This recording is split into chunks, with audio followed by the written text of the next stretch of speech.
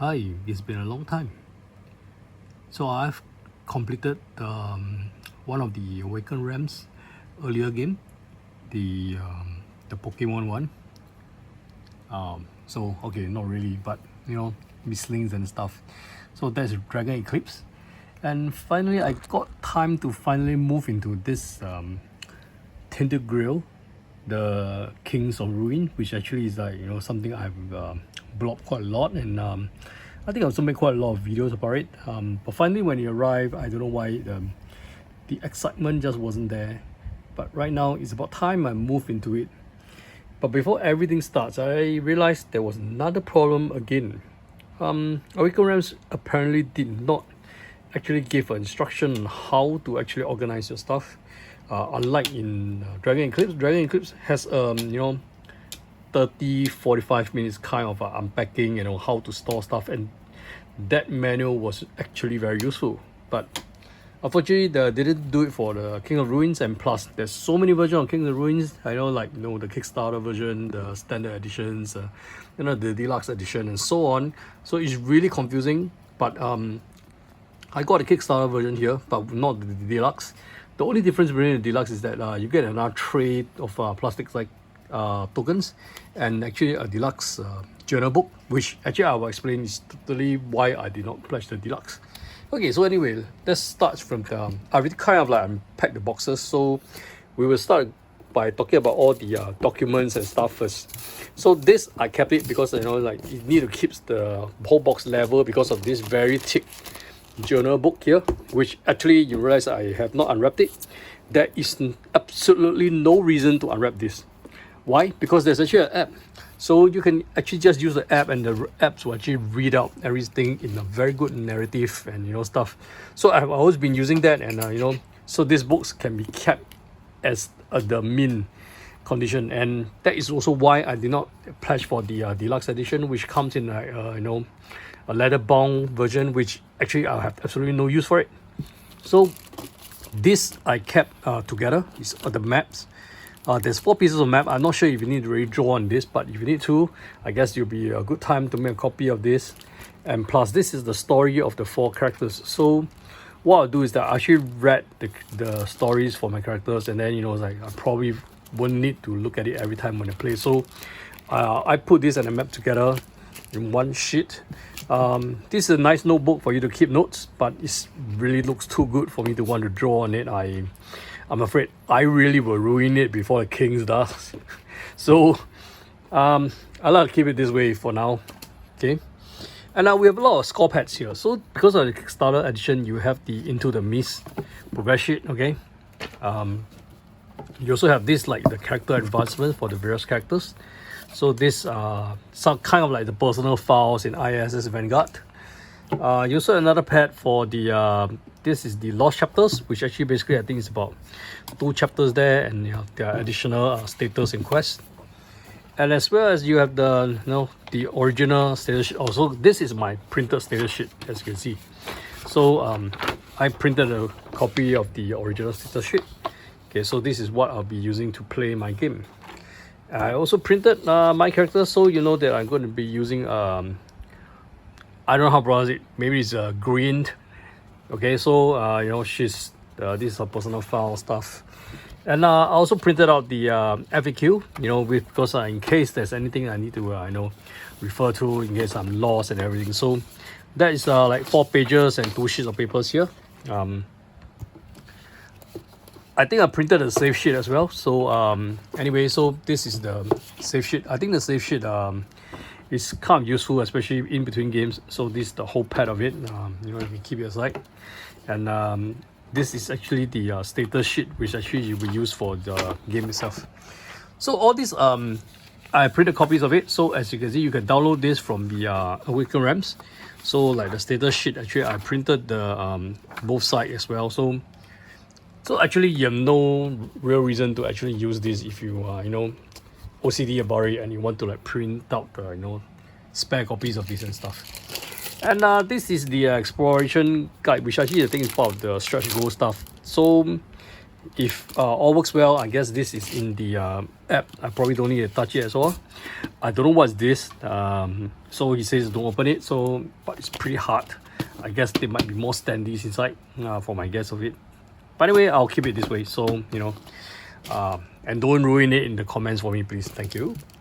So the rulebook. Rulebook is probably you want to keep it handy in case you need to refer to anything. So it's probably a good idea to keep it here. So what you do is that there is a thank you letter, which every time it comes with one, and I really appreciate it. It's a nice way to, you know, thanks your backers. The start here guide is something which you will follow through for the tutorial. So after you're done with the tutorial, what I did was actually I just sealed it up with this this bag you will get for the keeping the standee boards. So I didn't throw this bag away. I just keep all this which I'm not going to use here. And if I confirm that I'm not going to use the map later on, I'll probably throw the map in here as well, so that, you know, I keep everything all in one place.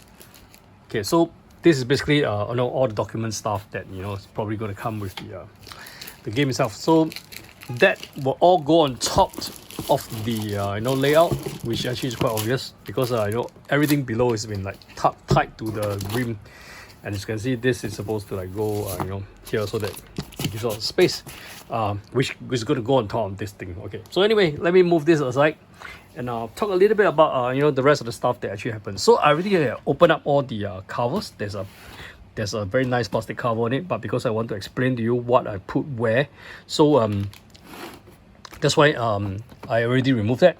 So this, unwrapped it, you have 4 boards, okay? So, and you can see that the boards are all customized for each of the characters. So despite that, they actually, you know, created this space for you to, you know, put your characters stuff here, which fits perfectly.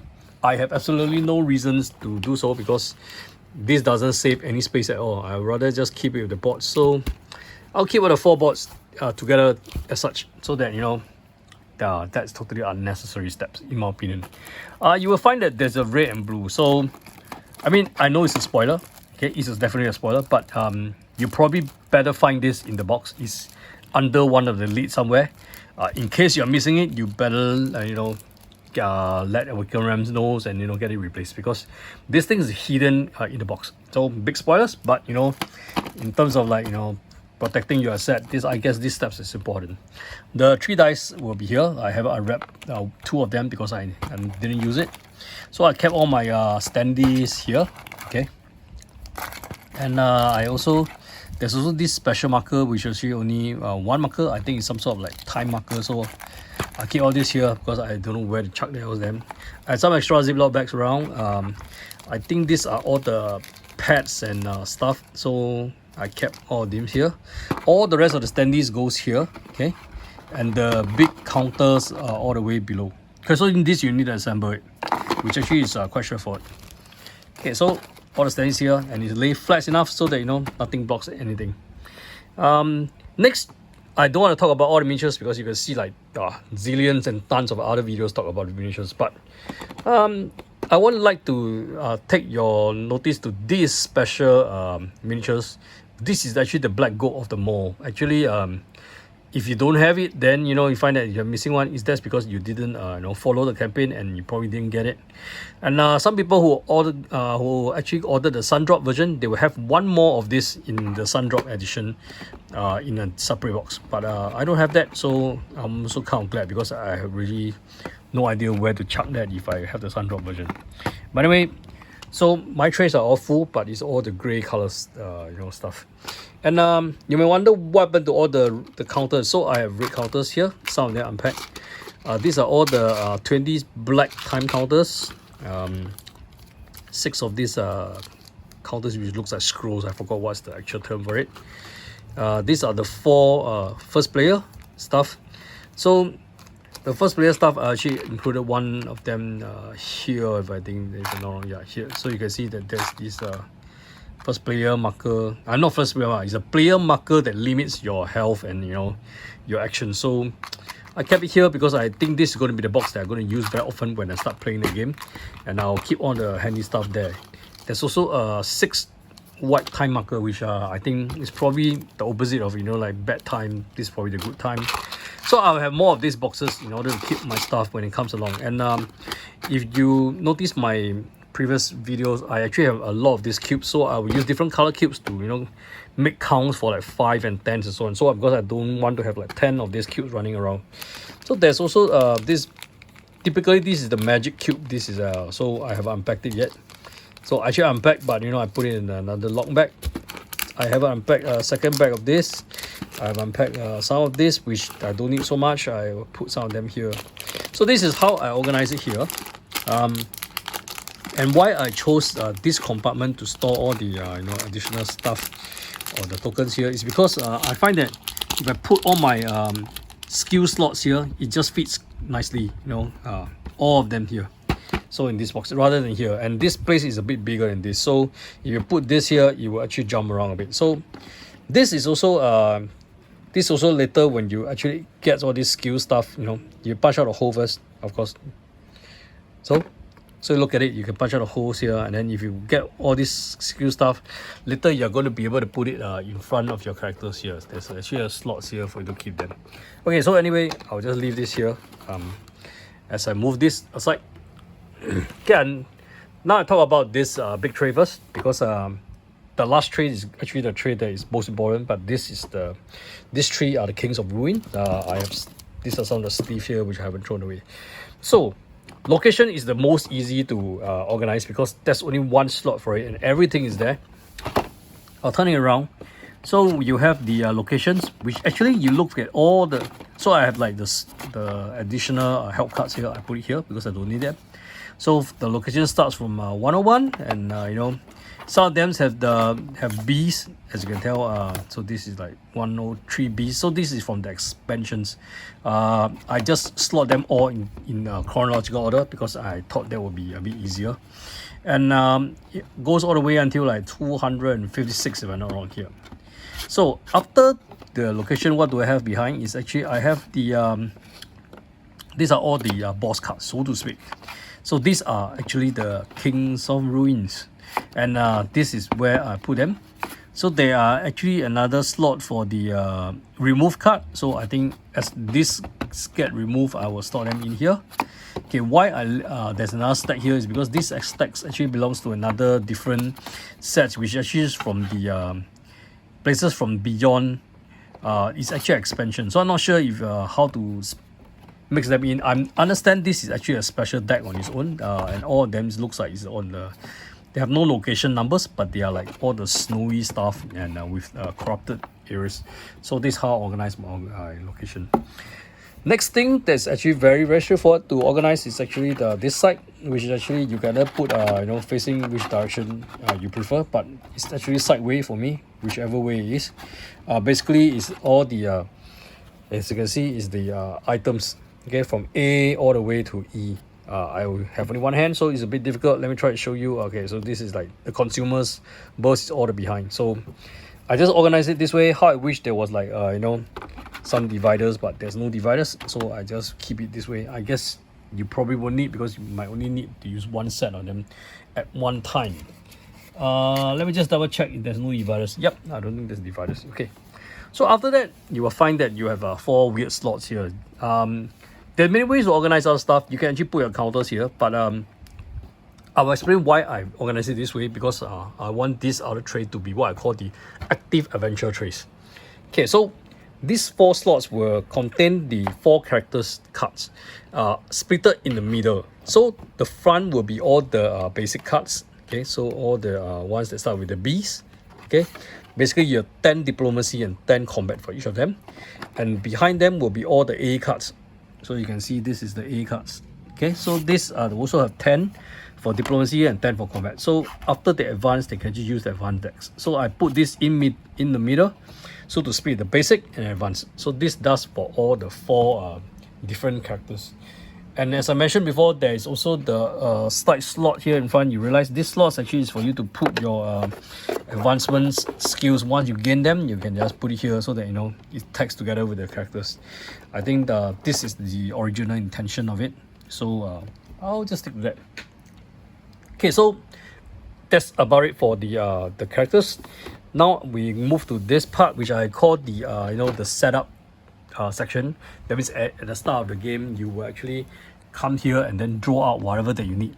So the first part I have in front of me is all the status, like insane and everything. Okay, so I think it's about 8 or 10 of them. So they are all here. I think there's 8 of them under the what I call status card. And then of course after that there are some remove cards, which is remove cards, right? Yeah, so this hasn't happened yet, so just leave it as it is here. You can put it behind as well, so it depends on how it makes things easy. Next week is the story events. Story events basically you will start from the first chapter, okay, then put it in front and back. But notice these decks is when you unwrap it, they are also always for Awaken ramps is always arranged in the wrong order. That means back to front. That means you have to flip every card through until you get the front in front, and then followed by the part 1, part 2, part 3, and so on. So this is the way you arrange it until you get it right. And there's about 10 chapters if I'm not wrong here. So this is the so okay, there are 10 chapters in the main, I think, and there's 2 lost chapters here. So the lost chapters also put under here, under the story events. Okay, so next we have is let me see, this is really dark here. Okay, so we have this is called the event decks. Why is there a story event and an event deck? At first I was also very confused, but you realize that in sorting the event decks that you actually have this special A, B, C, D, E, F, G, H, and if you already played Tainted Grail, you know what these are. These are like some of the slightly stuff that slightly modifies each of the scenarios, and you would usually need to pick one of these out to match up with the scenario. So these are just called the event decks. They are not story events, so that goes here. And the next thing that comes is actually the secrets, 100 to 199, and from 200 plus. So I split them into 2 groups as the cards suggest. So this is the first one. This is as mentioned, secret decks. Okay, so it starts from the all the way from I think, look for this at the top. Okay, so it starts from 105 or something. I can't remember. By the way, you will find that all these cards, please don't mix them up with your characters. They are not your character cards. Anything that has a banner here is actually is one of those so-called secret cards here. So you're supposed to keep them here. And it goes from this goes to 199, and this starts from 200 all the way to I think 300 something if I'm not wrong. Let me see what's the last card. The last card is 407. Okay, so 400 plus. And there's some additional cards that goes in here, including the 300, which is the campsite cards. It should be here.